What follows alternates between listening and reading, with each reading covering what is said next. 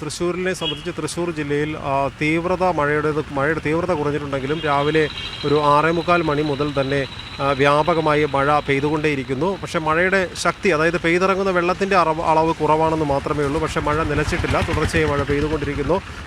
മറ്റ് സ്ഥലങ്ങളിൽ, ജില്ലയുടെ മറ്റ് മേഖലകളിലെല്ലാം മഴ പെയ്തുകൊണ്ടിരിക്കുന്നുണ്ട്. ഇതിനിടയിലാണ് രാവിലെ 8:45 തൃശ്ശൂർ ജനറൽ ആശുപത്രിക്ക് സമീപമുള്ള സെൻറ് തോമസ് കോളേജ് റോഡിൽ ഒരു മരം വീണത്. മരം കടപുഴകി വീണെന്ന് നമുക്ക് പറയാൻ കഴിയില്ല, പിളർന്നാണത് വീണത്.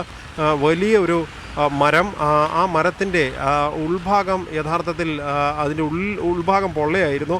മഴ പെയ്ത് വെള്ളം നനഞ്ഞതോടുകൂടി ഈ മരത്തിന് വല്ലാതെ ഭാരം വർദ്ധിക്കുകയും മരത്തിൻ്റെ പ്രധാന തടിയിൽ നിന്ന് അത് പിളർന്ന് ഒരു വശം ഈ റോഡിലേക്ക് വീഴുകയുമായിരുന്നു.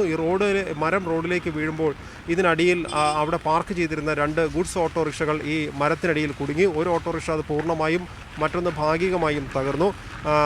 ഈ മരം വീഴുന്നത് ഇതിന് തൊട്ട് മുകളിലുണ്ടായിരുന്ന, ഈ വാഹനങ്ങൾ പാർക്ക് ചെയ്തതിന് മുകളിലുണ്ടായിരുന്ന വൈദ്യുത ലൈനിലൂടെയാണ്.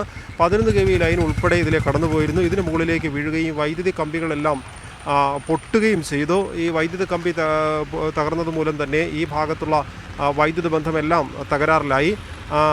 മരം കഴിഞ്ഞ ദിവസം തൃശ്ശൂർ സ്വരാജ് റൗണ്ടിന് സമീപം ഒരു മരം കാറുകൾക്ക് മുകളിലേക്ക് വീണിരുന്നു.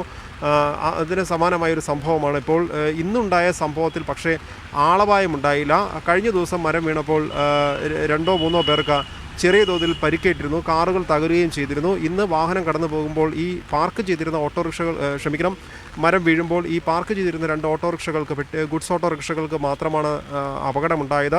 ഈ മരം വീഴുന്നതിന് തൊട്ട് മുൻപ് ഒരു സ്വകാര്യ ബസ് ഇതിലേക്ക് കടന്നു പോവുകയുണ്ടായിരുന്നു. മറ്റു വാഹനങ്ങളും കടന്നു പോകുന്ന ഒരു തിരക്കേറിയ സമയം, പ്രത്യേകിച്ച് രാവിലെ ആളുകൾ ജോലിക്ക് പോവുകയും കോളേജിലേക്ക് പോവുകയും ചെയ്യുന്ന സമയമാണ്. സെൻറ് തോമസ് കോളേജാണ് തൊട്ടടുത്തുള്ളത്, സ്കൂളുമുണ്ട്.